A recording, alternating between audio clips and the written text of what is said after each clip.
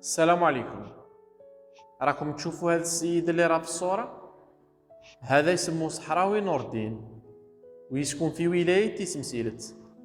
بالمناسبة خونا نور الدين كان رقيب أول في صفوف الدرك الوطني دفعة 2006، وعلى المستوى الشخصي كان متزوج وأب لطفلين، وكان عايش حياته مثل أي مواطن جزائري عادي.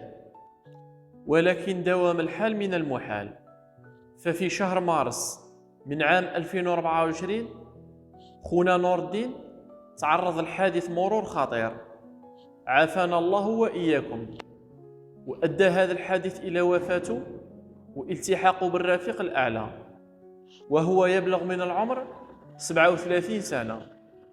وأنا من هذا المنبر إن شاء الله نقول لكم من فضلكم اللي وصلوا هذا الفيديو يدعي له المولى عز وجل بنية الرحمة والمغفرة، ويدعي له أيضا أنه يكون من أهل جنة الفردوس. هذا راه خونا وراه ولد بلادنا، وأجركم على الله. اللهم ارحم موتانا وموتى المسلمين، واغفر لموتانا وموتى المسلمين، اللهم آمين.